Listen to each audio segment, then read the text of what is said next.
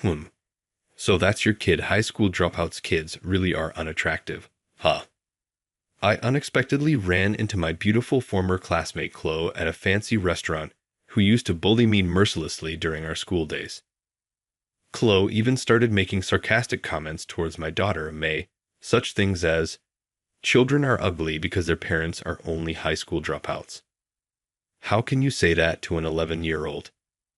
As I clenched my fist in anger, May said, "Hey Dad, why don't we get her fired?" Chloe burst out laughing at May's exasperated remark. "What? Kids of dropouts really are dumb. You think a little girl like you can fire me?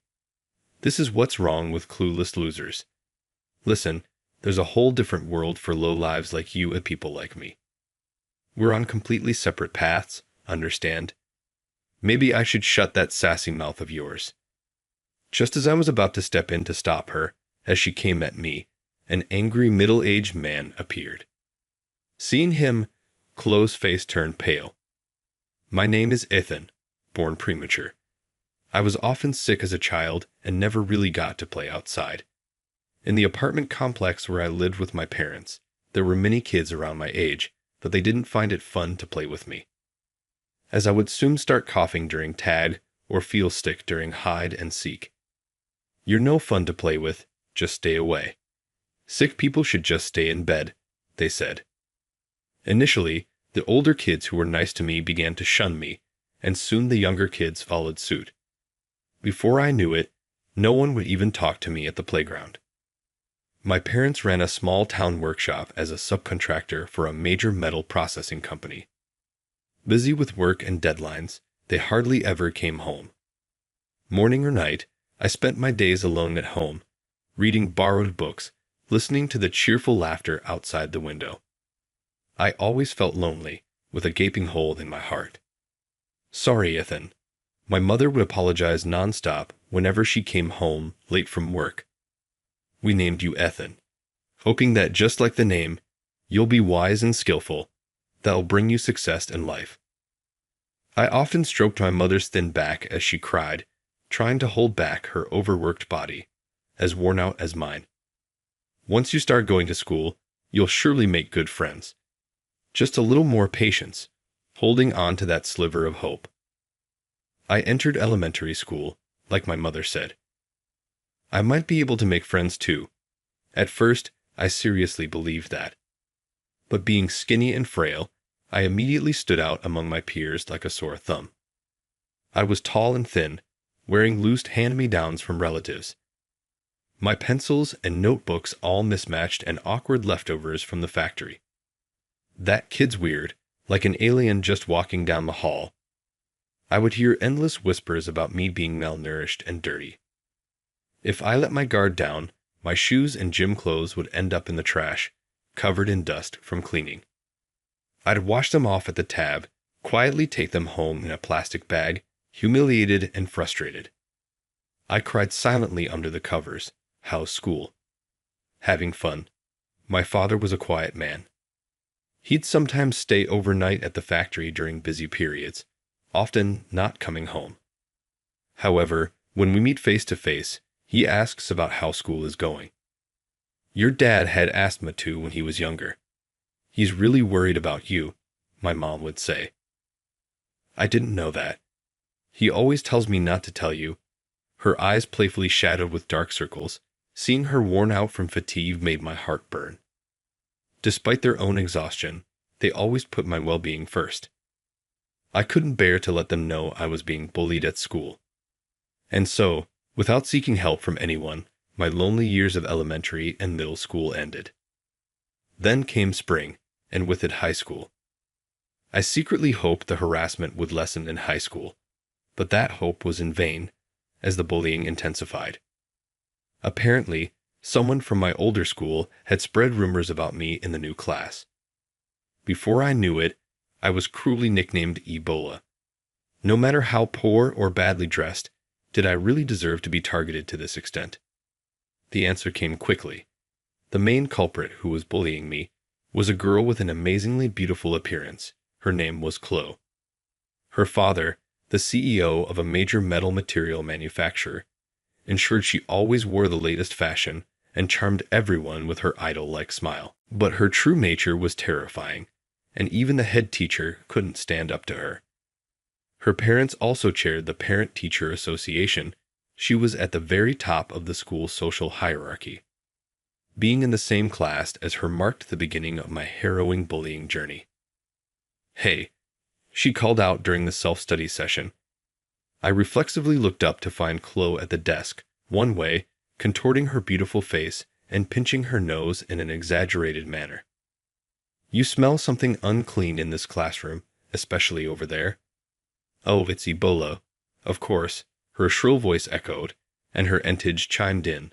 The classroom, previously abuzz, fell silent, all eyes on me. "Didn't you hear? She's saying the classroom smells like germs because of you, Ebola. It's a nuisance, so could you stop breathing?" "Ah, I'm sorry," I muttered, cowering under the stares and mockery. The classroom was like a gas chamber for me, enduring harsh words and false accusations. Apologizing until they were satisfied became my daily routine. Afraid of their stares, I walked with my head down and back hunched, but I kept going to school because of my parents. Both of them worked tirelessly, day and night, and if there were defective products or sudden deadline changes, they would be woken up even from a nap to handle complaints. Seeing my respected parents bow their heads to unreasonable demands was unbearable. I didn't want to be like that. If I, their son, lost my pride, I feared my beloved family's smiles would truly disappear. If I'm poor not only materialistically, but also spiritually, I would have nothing left. That's what I thought, but every time I apologized for giving in to her heartless words, her heart wore thinner and thinner. I began to suffer from insomnia, and my stomach ached every morning before school. My autonomic nervous system went haywire, and I fell seriously ill, leading to a long hospital stay. I felt guilty for using my health as an excuse to escape the bullying, but I had no other choice. I stopped going to school and gave up on the idea of college, instead starting to help with my parents' business. The factory desperately needed manpower. Starting with office work, I soon found myself carrying heavy loads and running around the premises until late at night, just like the other workers. I wanted to work hard and ease my family's burdens. Despite thinking like that, the harsh reality struck me hard. Being uneducated and naive as I was, the employees who I've known since the old days were warm like family, but even working myself to the brink of collapse, the monthly pay was minimal. With medical expenses, I even stopped going to the hospital. Thinking about the future made me anxious beyond words. I had neither education nor money to start anything new. After all, what was I going to achieve by studying now when I felt weak? The scornful faces of the kids from the apartment complex, Chloe, and my classmates would flash before my eyes, dragging along the chain like anxiety. I kept myself busy without thought. Then, while I was checking the deadline for the next product, a sudden tearing pain shot through my chest. Suddenly, I felt a tearing pain in my chest. My body lost its strength and fell to the floor. My chest, it hurt so much, I couldn't breathe. I couldn't get any air, gasping for breath like a fish out of water. My mom screamed while holding me. "Someone please call an ambulance quickly."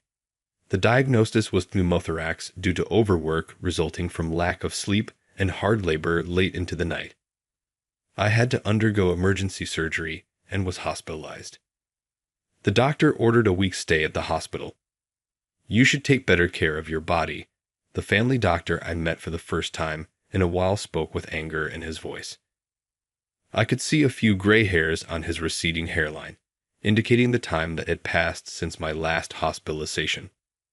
His stern guidance was as fearsome as ever, but now I could feel the kindness behind it. After the morning checkup, I found myself in the hospital's courtyard. Next to the flower bed was a small bench that had been my favorite ever since I was a regular patient here as a kid. Despite being past noon, the courtyard was nearly empty, with just a book left on the bench. Someone must have forgotten it. As I opened the book to check the name, a familiar title caught my eye. It was a children's book I had read before. "You can borrow it if you want to read it. It's for kids, but it's quite interesting," said a crisp voice behind me. Turning around, I saw a young woman in a medical cap and hospital gown. That was how I met my future wife, Sophia. 2 years older than me, Sophia had always been frail and found friends in books since her childhood. She was always seen with a different book each time we met. She said she remembered almost everything she read, so she preferred borrowing books to buying them. Her biggest problem, she said, was that the hospital library had run out of new books for her. Sophia's changing expressions easily didn't look frail at all. Except for a hospital gown, she was knowledgeable, quick-witted, and never bragged about it, which I found very attractive. According to the nurses, her cheerful nature made her like a beacon of light for the long-term patients, both young and old. "Well, so you're working at your parents' factory now, Ethan?" "Yeah, I didn't get to go to school. All work and no study at the factory." "So you mean you wish you had all the time?" "I have." No, I didn't mean." She gave her refreshing smile as I stumbled over my words. "Just kidding. Sorry. But I can kind of tell, you have that look of someone who wants to change but doesn't know how." Her honesty about my hidden fear made me break out in a cold sweat. That's quite perceptive. Well, when you're here for a long time, you kind of get it. Everyone's struggling with something. A cool breeze swept through the courtyard. She looked seriously at the swaying flowers in the flower bed. Living is my job." "Living is your job?" "Yeah, to breathe as long as possible, to act cheerful every day, and to not worry my family." "Sophia, you too have something you were born to do, something that makes you feel. This is why I'm here, really. Yeah, after all, birds have the sky to fly in and fish have the ocean to swim in." "True, and you have your own path meant just for you. It might not seem like it now, but it's there. On the day of my discharge, I never thought I'd be the one to leave first." Sophia's expression was bright as she loaded her bags into the taxi. She looked so much better in a fresh blue dress, much more than the pale blue hospital gown. "I have other chronic conditions, so after a brief exchange, she said, I'm going back to college to catch up on my studies. It might take a while, but I've decided to see it through. What about you? Found something you want to do?" Her earnest eyes pressed me to share my true feelings. "Honestly, I'm still not sure. I never really thought about what I wanted to do." As a moment of parting approached, words seemed to fail me, but there was something I desperately wanted to tell her. If I miss this moment, I will regret it till the day I die. It was the first time in my life that I felt that way.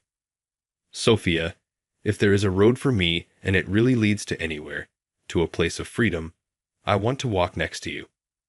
When I finally finished my sentence and looked up at her, Sophia's eyes widened at me, and she looked like she couldn't believe it. "Why?" "I'm sick, and maybe it won't be long." "That's the same for me. You said there's always a way, so you have to take responsibility." "Responsibility? Huh. You've started saying that too." "Yeah, I think I've become like you." "That's nice to hear. Okay then, let's start as friends, please." Her hand gently clasped mine, with tears in her eyes and a smile like blooming flowers. Sophia laughed. That was the moment my life began to gain meaning. The first thing I did after being discharged was to thank my parents and everyone at the factory. They had all worked tirelessly to keep the factory running in my absence. A colleague sent messages to cheer me up whenever he found time. Another one brought my favorite snacks. I had been blind to the warmth in everyone's hearts, too busy wallowing in my own situation. I had to express my gratitude for their constant support. And I told them about the dream I had found during my hospital stay. Meeting Sophia gave me a dream. It might sound silly, but I finally found a path I wanted to pursue. I didn't care if anyone laughed. But as I spoke, not a single person did. Isn't this the first time? The first time you said you wanted to do something on your own. If there's anything you can do, just say it. We're like family now, right? With the understanding of my parents and coworkers, I decided to take the GED test. Whenever I had spare time, I studied and asked Sophia to teach me on scheduled days. When I didn't understand something, when I couldn't avoid working overtime, and it was almost time to leave, my colleagues encouraged me. You should go now. Today's your study day, right? Since the day I found my goal, I haven't had a single day to waste. Sophia's illness was still a constant battle of advances and setbacks. After pausing the exam, I immediately started studying for college admission. Honestly, this was the hardest part of my studies. I sought advice from those around me and desperately searched for an affordable yet good university. During this time, I encountered unfamiliar words, formulas, and diagrams, feeling nauseous with the overwhelming information. I diligently crammed everything from the basics to advanced concepts into my brain, and what is the result of forgetting to eat and sleep and study hard? Amazingly, I passed. I never fully attended school, so I thought I might have to take a gap year. I rushed to the factory where my parents were forgetting to even turn off my computer screen. To my surprise, all the employees had gathered at the factory even though it was their day off. In the break room, there was a feast that looked like my mother and Sophia had prepared it. I never expected everyone to celebrate for me. Thank you all so much for doing this for me. Don't worry about money. You'll pay us back with our future earnings. Just keep giving it your best shot from tomorrow, they said, patting me on the back vigorously. The photo of me with a tear-streaked face has become a cherished memory. Then came September, and I became a long-awaited freshman in college. Sophia became a new mom and I a new dad. The ceremony was not held because Sophia didn't want to. This was because that would be a physical burden on her, and she also told me, if you have that much free time, study throughout my college years. I was so immersed in studying that I could only afford a modest ring for Sophia. Despite that, Sophia gave me an irreplaceable gift. After a difficult pregnancy and morning sickness, our beautiful daughter May, who looked just like Sophia, was born. We named her after the month Sophia and I met. Juggling studies and parenting was chaotic, but we managed with the help of my family back home. I would rock May to sleep while reading textbooks and often fell asleep beside her. There were countless times I cried along with her, not knowing why she was crying. Even after graduating and starting my dream job, there was no time to rest. Most of what I studied hardly applied to my job. No matter how much I studied in theory, the practical aspects were entirely different. It was a daily reminder that I was starting from scratch. When I returned home late at night, I would see my wife and daughter holding hands, sleeping. Their innocent faces would instantly wash away the day's fatigue. Laying my hand over theirs, I cherished our happiness. However, these happy days didn't last long. One day, coming home early for the first time in a while, I carried my exhausted sleeping daughter to bed. As we sat drinking tea together, Sophia said, "I have to be hospitalized again the day after tomorrow. My mom will come from our hometown to help. I'm sorry, but please take care of everything else." "Wait, you mean again?" I said. "Yes, the tumor has grown. I've been having severe headaches. When I went for a checkup, they said I need to be hospitalized immediately." "That's serious. Why didn't you tell me?" "I'll take a leave of absence first thing tomorrow morning. I'll go to the doctor with you." "Stop it." Sophia, in an unusually low voice, said something I hadn't heard from her before. "Don't underestimate me. How many years do you think I've been dealing with this illness? Remember what you told me when we first met, Ethan? What's my job? To live. You taught me that, right? So, I'll be fine. You take care of May," saying that Sophia, ever so strong, left without showing any weakness. She began her battle with the illness again, and I left most of the household duties to my mother, who came over to help. My irregular shift work meant I hardly ever saw them at home. I rarely finished work on time, and even on my days off, I was often called in. As soon as I sat down on the sofa at home, I would realize just how exhausted I was. Instant ramen has become a staple for me. After returning home, I didn't care about the flavor. I bought the same brand in bulk out of habit, a life of eating and then falling asleep. My wife would have scolded me for seeing the remains of discarded noodles. May, now in 5th grade, started preparing meals for me. Her gently flavored omelets reminded me of the taste of Sophia's cooking, which I hadn't had in a long time. May, you're really good at cooking. I can only keep going because of you, I told her. One day, as I was praising her cooking as usual, tears streamed down May's face. What are you saying, Dad? If you collapse, I'll be all alone at home. That's why I want you to get some nutrition. Please don't push yourself too hard, she said, holding on to me tightly. I realized the truth in her words. Indeed, looking at myself in the mirror after a shower, I was gaunt and pale, a sight that would worry anyone. Remember, breathe as long as you can, act cheerful every day, and don't worry the family. My wife's cheerful voice from when we first met echoed in my mind. Right, I had decided to protect them. I'm sorry for worrying you, but it's okay. Mom and Dad will never leave you alone. I hugged May, crying, and vowed once again to protect my precious family. When I finally had some free time, I took May to a fancy restaurant. Actually, I was there for a business meeting, but it ended quickly, so we just enjoyed the meal. Even though we were more comfortable financially than before, formal settings were still unfamiliar to us. The served dishes, as reputed, were delicate and beautiful from the appetizers onwards, making May and I exchange smiles. If you eat such wonderful food, you might not want to eat at home anymore, huh, Dad? May said.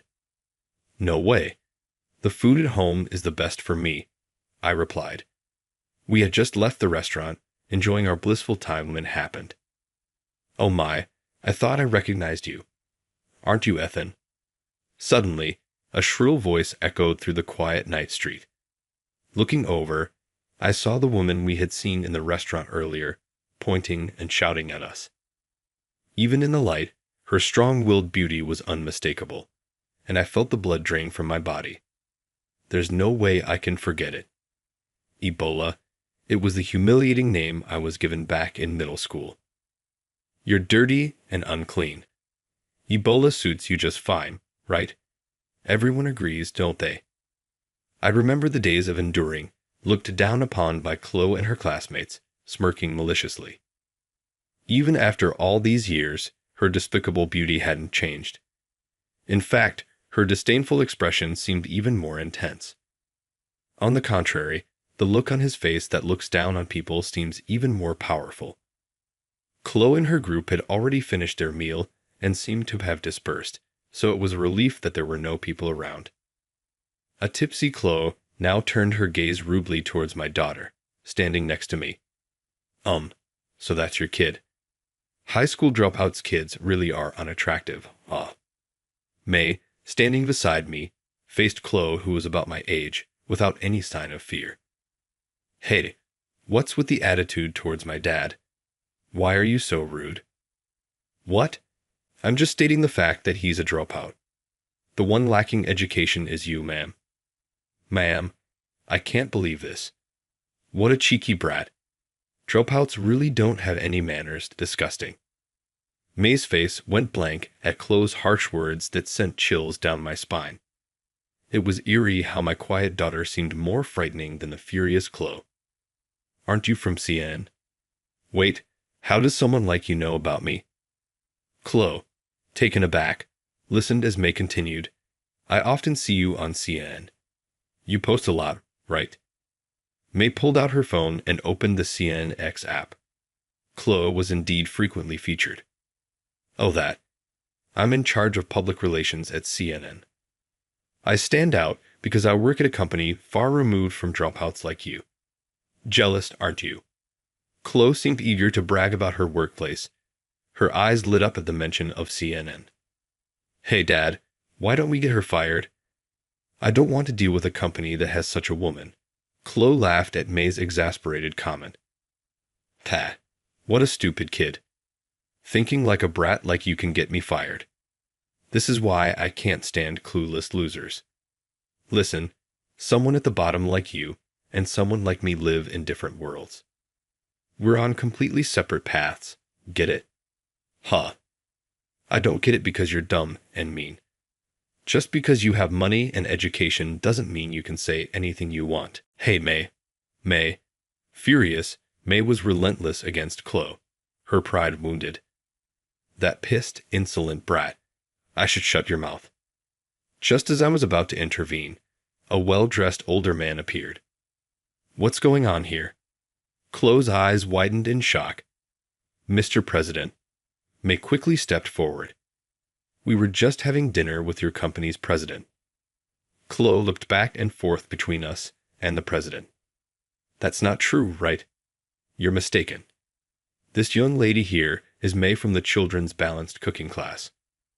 Chloe stood dumbfounded at the president's words.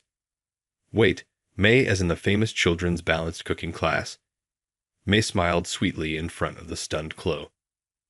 May had become known as May from the children's balanced cooking class during my wife's illness. May had cooked for me and shared the photos on social media. Her nutrition-based cooking had become a hot topic, and she is now a very popular children's cooking expert with 2 million followers. Easy cooking made with love for busy parents who tend to be nutritionally unbalanced. Her unique theme resonated with young people and housewives who eagerly replicated her recipes. She's well known just by her handle, May, even without showing her face for privacy reasons. She doesn't reveal her face, but the value of the name May has spread so much in New York that just saying May is enough for people to know who that. Wait, so if you're May, then her father is? Yeah, I studied and became a doctor after all. May's profile included my occupation, so it wasn't surprising she knew. To be honest, I'm still amazed at myself. From being treated as a germ, I became a doctor, helping others. And I specialize in neurosurgery. Every day is tough, keeping up with the latest medical knowledge, but I'm doing it all to cure my beloved wife, Sophia. The matter earlier, please consider our request, the president said, shaking our hands. He had come to offer us the documentary featured by CNN. We declined the offer, May firmly responding to the request we had left pending at the moment. Why would we deal with a company where someone like her insults my dad? She called him a dropout germ. I don't want to work with a company that allows someone to disrespect my respected father. What? That's a lie. Shut up. Got proof? Show it? I'll sue you for defamation. May then pulled out her phone. I've been recording your insults. Maybe I should share this on my TikTok. Chloe, though looking furious, couldn't intimidate May at all. True to Sophia's spirit, Chloe's face turned pale. Wait, you're paler than before. You've got some skin issues. Better get some vitamin A from broccoli and carrots. Want me to send you a recipe? I'll DM you. Chloe collapsed to the ground, defeated. Ethan, I apologize for the distress we've caused. We'll deal with Chloe appropriately. Please reconsider the documentary. Avery looked desperately at him, but he silenced her with a sharp reprimand, leading the matter to Avery. I finally walked away with May towards our home. In the end, we politely refused CNN's offer. Even if it wasn't for Chloe, I think she would still have refused that interview. Sophia is still battling illness, and the most important thing to me is Sophia. May and the family around me. Still, if our family's journey can support someone else, that would be wonderful. Thankfully, Sophia's condition is improving. We may be able to live together as a family of 3 again soon.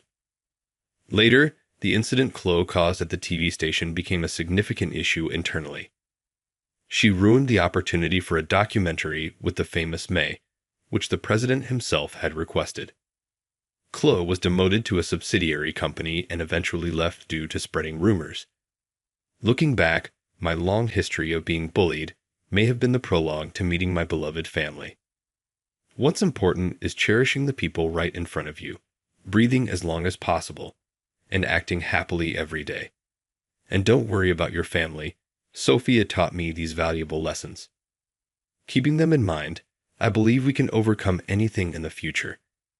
If Dad hadn't dropped out of school, maybe life would have been different, May mused on the way home. Do you regret our life now? Her furrowed brow and tearful face were endearing. Someday, if I have to do an interview somewhere, if anyone in the world asked me this question, I would answer with pride and a smile on my face. Even if I could choose again, I'd still become a dropout because I know that path leads me straight to Sophia and May.